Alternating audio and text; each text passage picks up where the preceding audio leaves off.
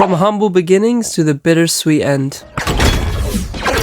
Welcome back to a new series I like to call Which One Did It Better, where I put two games head to head to find out which one is better. Just my opinion, of course. However, let me quickly go through the ground rules. I'm going to go through 4 different categories that make a great LEGO Star Wars game: level design, characters, combat, and extras. And I know we all have our favorite. Cue the intro. I'm LEGO Mania. If you enjoy all things LEGO, hit that subscribe button, hit that like button. Let's get this show on the road. Level design. When playing any movie-based LEGO game, it really is down to the feeling. Like the thrill you get when you're getting chased in Jurassic World, or the satisfying sequence you have when you're into a duel in Pirates of the Caribbean, or something simple like how the characters move in LEGO Movie. This guy is the special. Now, when dealing with a franchise this big, there is a lot of things to consider. Now, there is no surprise when it comes to detail in the newest LEGO game, because they nailed every single brick. I mean, you can see so much detail. Just look at the imprints. The imprints on studs, on minifigures. It's just the level of detail that you just couldn't achieve all those years ago. And the levels that were just built entirely out of LEGO was just great. And don't think I forgot about the weathering effect. That was a nice detail. The story mode for this game is the longest out of any LEGO game, lasting 18.5 hours. I will say some of these levels do make you feel rushed. And sometimes you think you're on a level, but you find out you're not on a level, you're just free roaming, there's droids in your way. Roger, roger. Any of you remember this point? I thought I was about to take down Chancellor, but it turns out you're literally just going to your destination to get killed. Yeah, it's so disappointing. And if we just compared some of the first levels in this game, you could really tell which one they put more effort in. This first level didn't take long at all. However, if we fast forward to this level, now this was a masterpiece. Simply because of Vader. Let's be honest, he stole the show on this level. If we compared this with the old game, it really did feel like you can go your own pace. Phew, that was a close one. Where were we? Oh yes, I remember. So you can go as quick as you like or as long as you want, depending on how much you like the level. Did you guys remember this opening scene? Yeah, well, the new game hasn't got it. What a disappointment. Now let's talk about the difficulty. And this is where I think the old games shine, because there wasn't just one level that I failed at, or one puzzle that I struggled with, but there was multiple. And if you've forgotten, let me just remind you. Well, let's talk about the helmets first. If you had to do a level with one of these, you had to go straight on survival mode. Ain't no way you want to get hit by one of those blast bolts, because then it's game over. There's the parkour and Anakin vs Obi-Wan level. Battle of Hoth when you had to carry around those bombs. Ooh, they really did annoy me when they came off. And let's not forget about this level. This was a nightmare. This thing was so hard to drive and so frustrating, because every time you got close to completing it, those buttons just would not sync. Or you do it, or you think you've done it, and it turns out you haven't done it. And you just have to keep going and going and going until you lose your mind, you know? And then when you realize you have to do it twice, but then you realize there's a railing, so you're all good.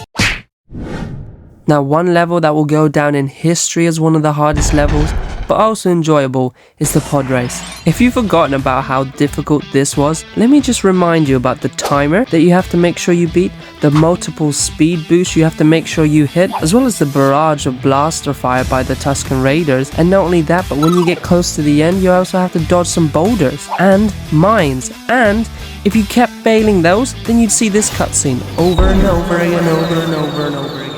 So yeah, there are some difficult levels. And the difficulty for the newest one is, well, non-existent. No.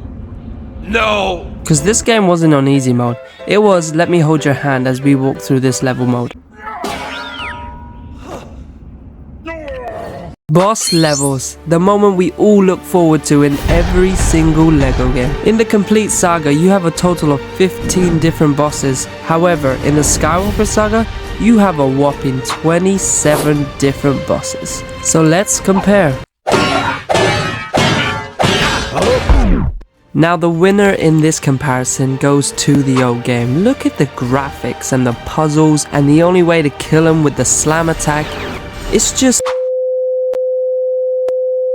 Now, of course, I'm only joking. The new game wins this one because of how cinematic it all looks. Although some button mashing does get quite repetitive and I wish they added a few more extra buttons to make it seem a little bit harder, I will say the way it looks whenever you're battling a boss was great, except for sometimes they glitch. But of course, let's just have a moment of silence for this signature move. Rest in peace. After playing the old game again, you could really go through these battles rather quickly. There wasn't much of a challenge.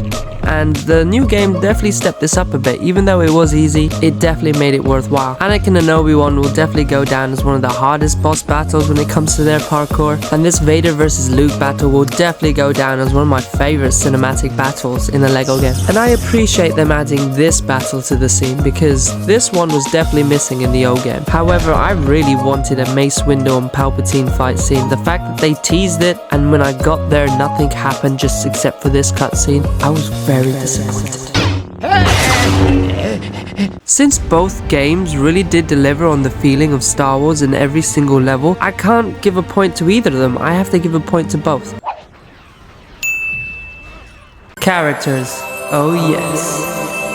We have amazing looking characters, questionable looking characters, and downright ugly looking characters. Now, some would say it's easy to pick out the winner in this comparison. However, there is a few tricks up this old game's sleeve that this new game doesn't even have. So let's get into it. Sound effects. These are when the characters die. When the characters die, the sound effects that come out of their mouths are quite entertaining. Have a listen. Now let's talk about unique characters. Although there are some characters that are useless, I'm looking at you, Palps. There are 3 individuals that will hands down beat any single character in the new LEGO game. What? I am talking, of course, ghost characters. They're untouchable. You can even walk through an entire level without ever being noticed. Because, you know, you're ghosts. The closest you can be to becoming a ghost in LEGO Star Wars Skywalker saga is a hologram. And nobody wants to be a hologram. Now, I've saved the best till last, and this is one that's been in every single LEGO game, except for the newest one, character customization. Oh yes, remember that? Remember the good days? Remember this? This was fun. But this new game? Yeah, they thought about it. They just didn't add it because they didn't want another delay. Yeah, disappointing. With an extra of 220 characters in this game, you can tell they put a lot of effort. This game alone had a cast of 97 voice actors. That's a lot. We have some of the best character interactions. You ever hear of the tragedy of Darth Plagueis the Wise? We can't keep doing this. Not to mention the clone mode. Damn. It's pretty. The DLC characters are pretty good too, you know, except for the voice lines. Oh, and let's not forget about the animations. So I think you guys know where I'm going with this one. The point goes to the new game. Combat. Now, in the first Star Wars game, it looked a little bit like this.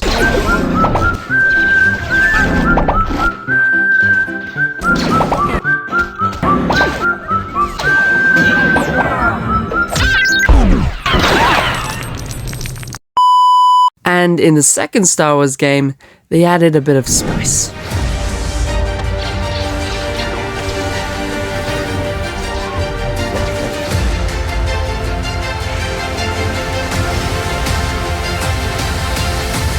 So yeah, it's a bit different. With 5 years to make this game, it is no doubtably the better one out of the 2. And it takes 86.5 hours to 100% this game. So there's no doubt in my mind, with 25 planets, extra characters, extra ships, and extra missions, overall makes it an extra great game. However, I'm still a bit biased. He's still alive. Stay tuned for next time on which one did it better.